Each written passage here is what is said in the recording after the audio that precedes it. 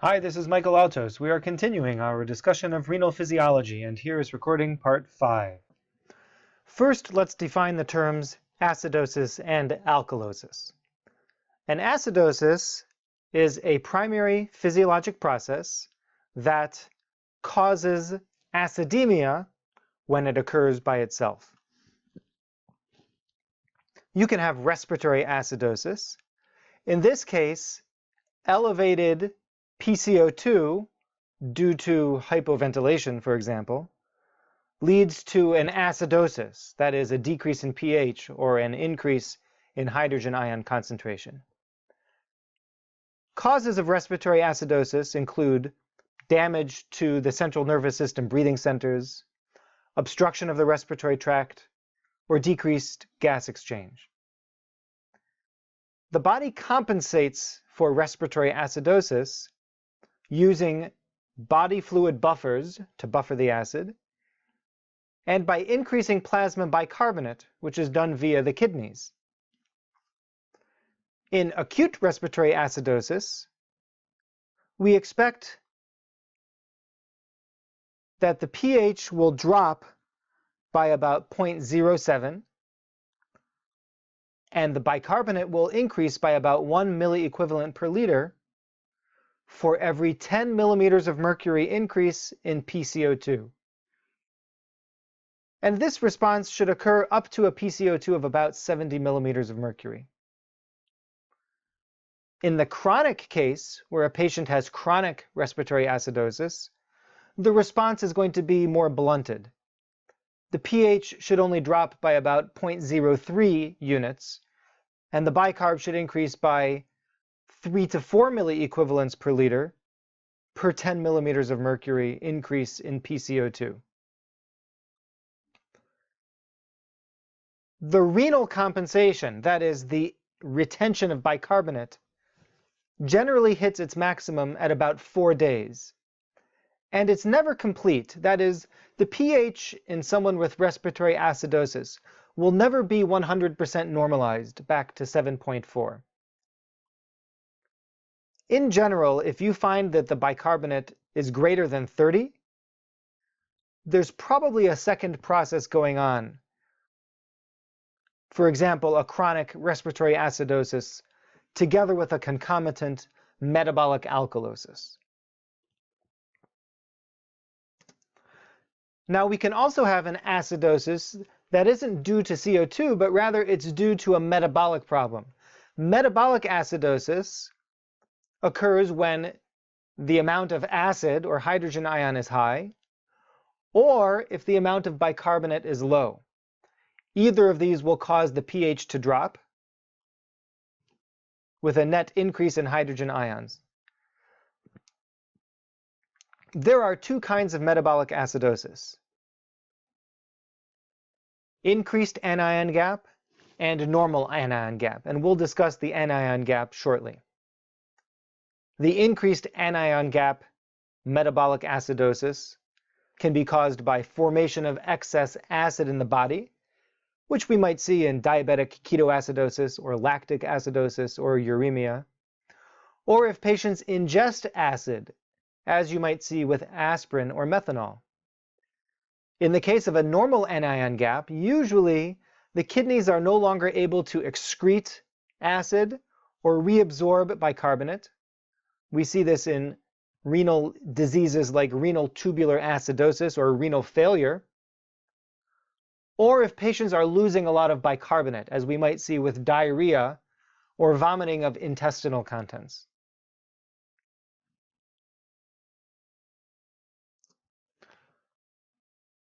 In patients with metabolic acidosis, the compensatory response will be respiratory. The system will increase ventilation in order to decrease PCO2. It takes 12 to 24 hours to achieve maximum compensation. And this can be predicted with Winter's formula, which says that the expected PCO2 in someone with metabolic acidosis will be 1.5 times the bicarbonate plus 8 plus or minus 2. Many people approximate the expected PCO2 by saying the expected PCO2 will be the last two digits of the pH, plus or minus 2. So if the pH is 7.26, you might expect the PCO2 to be 26. If you find that the PCO2 is lower than expected, there's probably a concomitant primary respiratory alkalosis along with the metabolic acidosis. And if the PCO2 is much higher than expected, there may be a concomitant primary respiratory acidosis together with the metabolic acidosis. Now that was all acidosis. Then there's alkalosis, which is a primary physiologic process that causes alkalemia when occurring alone. Once again, you can have respiratory and metabolic processes. A respiratory alkalosis occurs when the plasma PCO2 is abnormally low. This leads to an increase in pH, that is, a low concentration of hydrogen ions. This happens when patients hyperventilate. It occurs with altitude sickness, certain drugs, pregnancy, which causes hyperventilation, cirrhosis, and sepsis in some cases. The body's compensatory response, again, is first body fluid buffers to maintain normal pH, and then excretion of bicarbonate in the urine. Because a low PCO2 means there isn't enough hydrogen ion on the kidneys to react with the filtered bicarbonate. Once again, we can look at the expected response in an acute and a more chronic setting. In acute respiratory alkalosis, we expect that the pH will increase by about 0.08, and the bicarbonate will drop by about 2 milliequivalents per liter for every 10 millimeter of mercury drop in PCO2, and this will occur all the way down to a PCO2 of about 20. In chronic respiratory alkalosis, the pH won't change as much. It should only go up by about 0.03 because the bicarbonate will drop by as much as 5 milliequivalents per liter for every 10 millimeter mercury decrease in PCO2.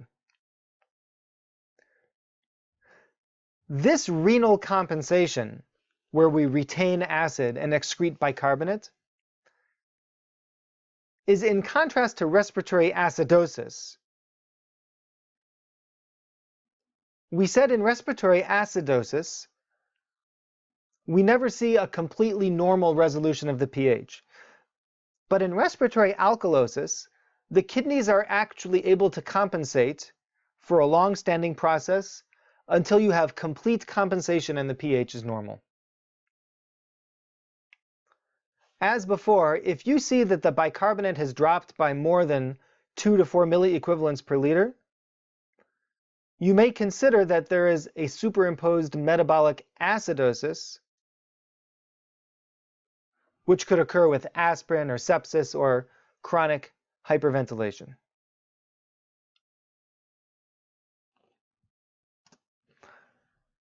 Patients can also have metabolic alkalosis, an increased plasma bicarbonate, leading to an increased pH or a decrease in hydrogen ion. Patients develop metabolic alkalosis if they are retaining bicarbonate or losing a lot of acid, hydrogen ion. We see this occur in patients who have volume contraction or take diuretics. They have increased renal tubular flow, increased sodium reabsorption, which leads to hydrogen ion secretion.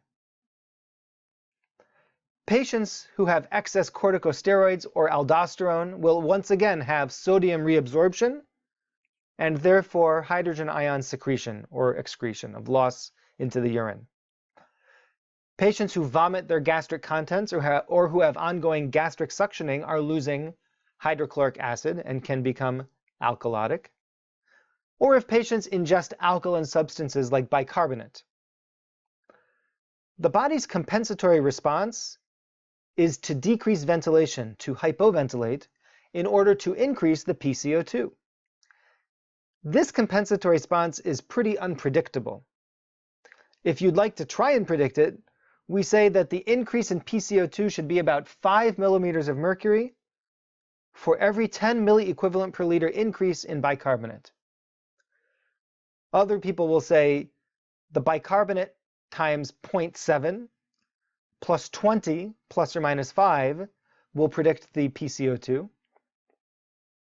But in general, we don't expect the PCO2 to go higher than 50 millimeters of mercury in patients with metabolic alkalosis, unless there is also a respiratory acidosis superimposed on top of it. So we've talked about the 4 kinds of metabolic and respiratory acidosis and alkalosis. Let's focus on a few other terms that we've referenced. The first is the anion gap. To understand the anion gap, let's remember that the concentrations of the anions and the cations in your body have to be equal. The body is at neutral charge. But we routinely only measure certain anions. The ones that we don't measure create what's called the anion gap. Most people calculate the anion gap by looking at the serum sodium and subtracting from it the bicarbonate and the chloride concentrations. This leaves an anion gap of 12 plus or minus 4. That would be 8 to 16. Notice that we have not included potassium in our equation, in our calculation. There are people who include potassium, and then the normal value will be slightly different.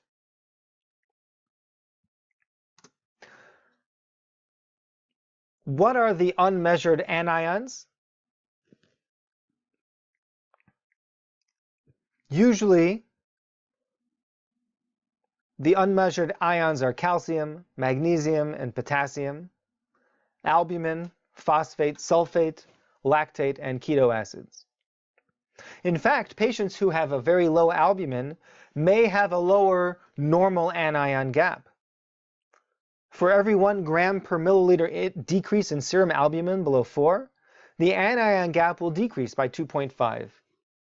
This is something to consider if you are investigating the acid-base status of a severely malnourished patient. Also, patients who have a pH greater than 7.5 may have a higher than normal anion gap because albumin has more increased negative charges. There are several mnemonics for the anion gap, specifically the metabolic acidosis that occurs in patients who have an anion gap. The 2 that I'm most commonly familiar with are mule pack and mud piles. They both stand for basically the same thing: methanol, uremia, lactic acid, ethylene glycol, paraaldehyde, aspirin or salicylates, keto acids or diabetic keto acids, and then some people will add infection. As we said before, you can have anion gap metabolic acidosis and non-anion gap metabolic acidosis. If it's a non-anion gap, that is, the anion gap is normal, it's usually hyperchloremic. This occurs in patients who have diarrhea, renal tubular acidosis, patients taking carbonic anhydrase inhibitors, or patients with Addison's disease. One other concept that may be helpful if you really want to get into the details of acid-base analysis is called the delta-delta. Basically, this is the ratio of how much has the anion gap changed from normal compared with how much has the bicarbonate changed from normal. The idea behind the delta-delta is that we assume that if the anion gap increases, this should equal the fall in the bicarbonate. So the delta-delta should be 1.0.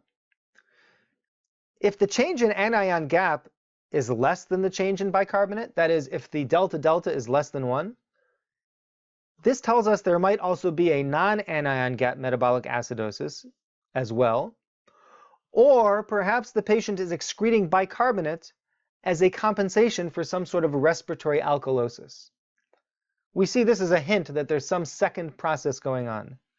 On the other hand, if the anion gap is much greater, if the change in anion gap is much greater than the change in bicarbonate, that is, if the ratio is greater than, say, 2.0, this tells us there could be a metabolic alkalosis, or the patient is retaining bicarbonate as a compensation for a concomitant respiratory acidosis.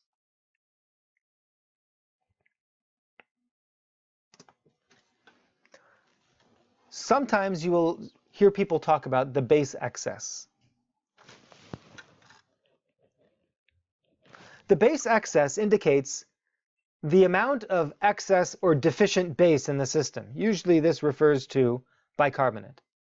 The actual definition is the amount of hydrogen ions that you would need to add in order to titrate the pH of 1 liter of blood to normal, assuming that the PCO2 was adjusted to normal. There is an equation for this. It's complicated, and actually it's based on the Henderson-Hasselbalch equation. You certainly don't need to memorize it. But you will see the base excess calculated for you when you order a blood gas. A negative base excess indicates a base deficit in the blood, that is, an acid excess. Normal base excess in a healthy person should be close to 0. Let's say from -2 to +2 milliequivalents per liter. When the base excess is abnormal, it suggests that there's some metabolic cause for the patient's acid-base abnormality. When the base excess is very positive, this suggests a metabolic alkalosis. When the base excess is negative, metabolic acidosis.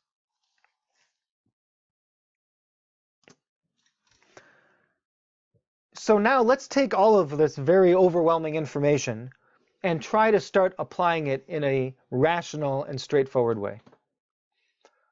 When a patient has an acid-base disorder, we need to know 3 things to start: the pH, the PCO2, and the bicarbonate. First, we look at the pH. If it's acidosis, look at the PCO2. If the PCO2 is elevated, this is a respiratory acidosis, and we expect to find a compensatory increase in plasma bicarbonate. But if it's acidosis and the bicarbonate is low, there must be a metabolic acidosis, and we expect to find a compensatory decrease in the PCO2. But if the pH is high, that's alkalosis, then we go through the same process.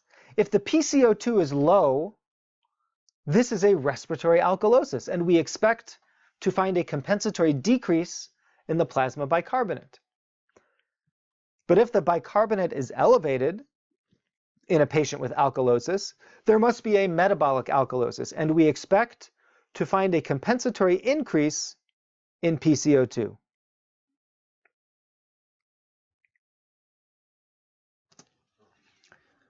This chart summarizes everything that I just said verbally.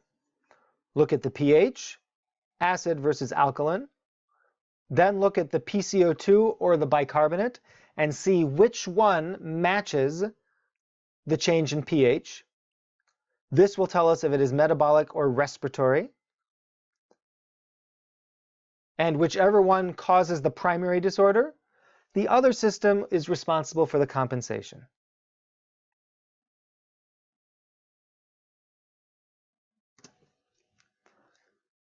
Again, I have to remind you that sometimes, in fact, frequently, there's more than one disorder happening at the same time. You can have a mixed respiratory and metabolic acidosis. You can have a respiratory alkalosis and a metabolic acidosis. People like to use this acid-base nomogram to help determine if the disorder is respiratory, metabolic, or mixed. To use this nomogram, you start with the pH. You trace it up until you find the patient's bicarbonate on the left axis and their PCO2 on these red curved lines. And wherever these converge helps us determine if we are in one of the primary disorders, or outside the blue shaded area, indicating a mixed disorder.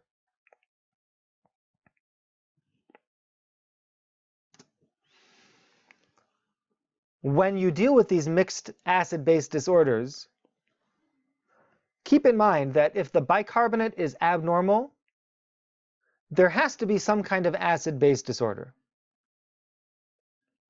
But if the bicarbonate is normal, there could still be 2 or more acid-base disorders that are canceling each other out and making the bicarb normal. But anytime it's abnormal, there's definitely an acid-base disorder going on.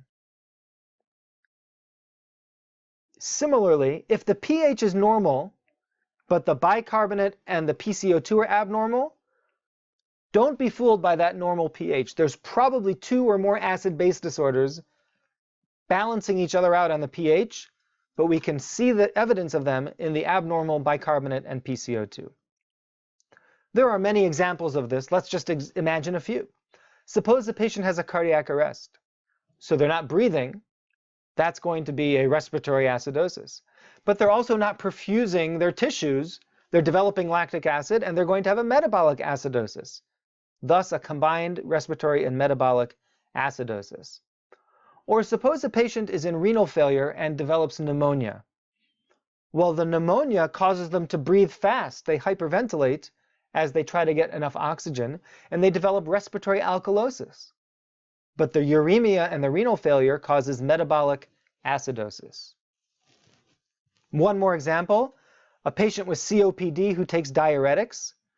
The COPD, again, can cause a respiratory alkalosis if they hyperventilate, but a metabolic alkalosis due to the diuretics they're taking. So we need to be very aware that things are not always as simple as we imagine them to be when we read the textbooks. So let's take a stepwise approach to the interpretation of the arterial blood gas. And this is my collection of different resources that I've put together. And so I would say that step 1 is to get as much clinical information as possible. There's a misconception that you can robotically interpret every blood gas and get the diagnosis. But until you have the clinical picture, this is usually impossible. Once you have your clinical information, then we look at the numbers. What is the primary disturbance? What is the pH? Is the patient acidemic or alkalemic? And what is the primary system? Is it a respiratory disturbance? That is, the PCO2 reflects the pH? Or is it a metabolic disturbance? That is, the bicarbonate reflects the pH. If it is a respiratory disturbance, is it acute or chronic? And if it's a metabolic acidosis, is the anion gap increased? Then we talk about expected compensation. That's the body's attempt to try and return the pH back to normal. As we saw before, compensation occurs through the system that is not responsible for the primary disturbance. Uncompensated means there has been no expected compensation at all. You will see people use the term fully compensated, and I feel like this is a very confusing term. What does fully compensated mean? Does it mean the pH is back to normal? Does it just mean that the expected compensation has occurred? Sometimes a single acid-base disorder will have a normal pH, but usually it won't, even when it's compensated. So I'm not going to use the term fully compensated. I will use the term maximally compensated, which means that the expected compensation has occurred to the ultimate degree that it is expected. Remember that if you don't see the expected compensation, it may be because you're actually dealing with a second acid-base disorder. And finally, if there's an anion gap acidosis, we can use delta-delta to help look for other metabolic disturbances.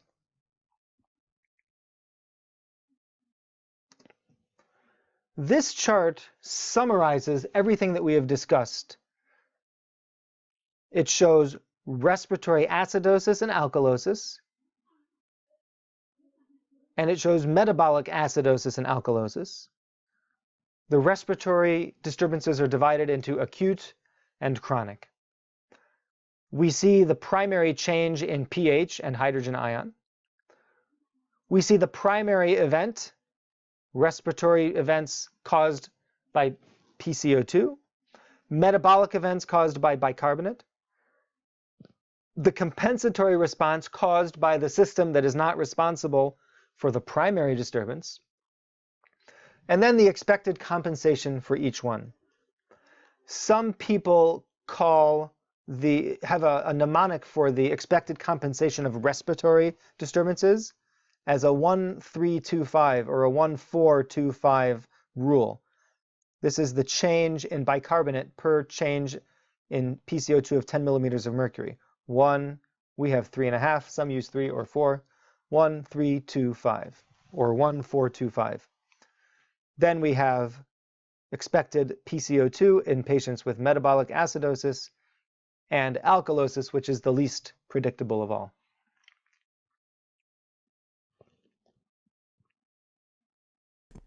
Here is a simplified version of what we've covered so far, and this is worth memorizing in order to be able to quickly analyze blood gases when you are confronted with them.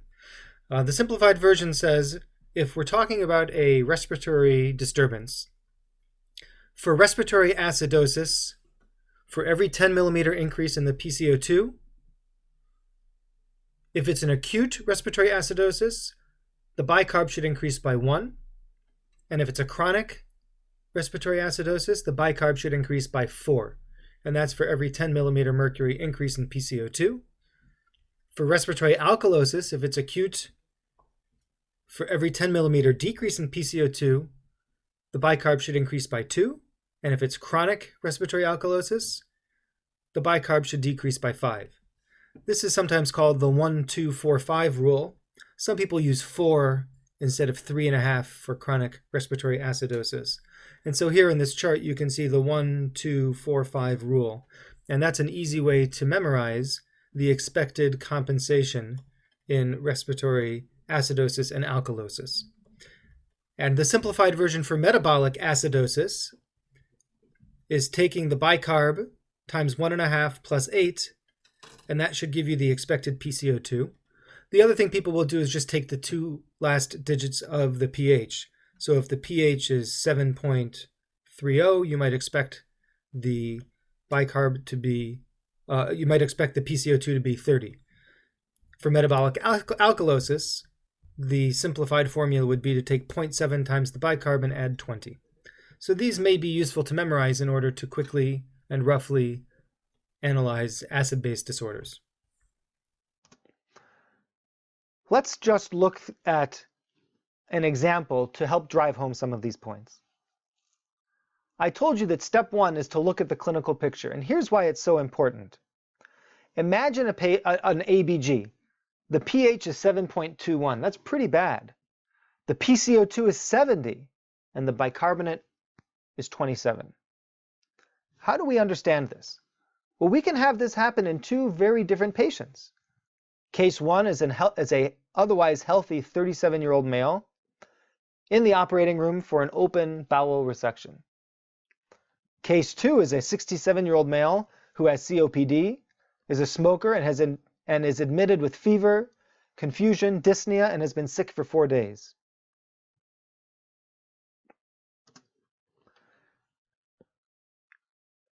In this patient, we have a respiratory acidosis. The expected pH in a patient with a PCO2 of 70 would be 7.19, and the expected bicarbonate would be 27. This is calculated using the chart on the previous slide. So we see pretty much what we expect is reflected in this patient's ABG. This is an acute respiratory acidosis, probably caused by hypoventilation in the operating room on the ventilator. This would be easy to fix. We need to increase minute ventilation. The patient on the right is a chronic respiratory acidosis. It's still respiratory, but he's been sick for 4 days. I expect this patient's pH to be 7.31. Again, using the same chart on the previous slide. And I expect the bicarbonate to be 35. So something doesn't add up. This patient's numbers do not line up with the expected compensation. This is a chronic respiratory acidosis, but something else is driving the pH down another 0.1 units. It is a metabolic acidosis, and that is why the bicarbonate is so much higher. Then we would need to go on and look at this patient's chemistry, figure out if it's an anion gap or non-anion gap metabolic acidosis, and continue from there.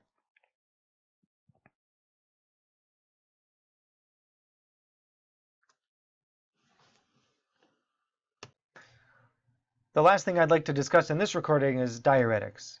And we talk about diuretics more extensively in the pharmacology curriculum, so we're just going to touch on them very briefly here in this curriculum. We know that most diuretics increase urine output by decreasing renal sodium absorption. And as sodium is excreted at higher volumes or higher amounts, water follows it and is excreted as well. Often other solutes are excreted together with the sodium and they're lost. Potassium is commonly lost, as well as chloride, magnesium, and calcium. Sometimes we have potassium-sparing diuretics, including aldosterone antagonists or sodium channel blockers.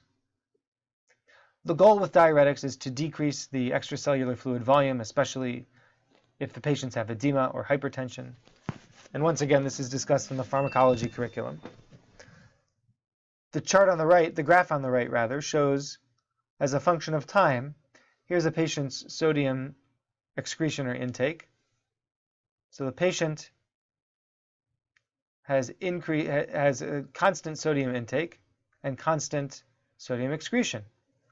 Once they're given a diuretic, even though sodium intake hasn't changed, sodium excretion goes up dramatically, and then over time it starts to taper back to normal. As that happens, extracellular fluid volume decreases as the urine output increases, and that is the diuretic therapy, bringing them down to a new extracellular fluid volume.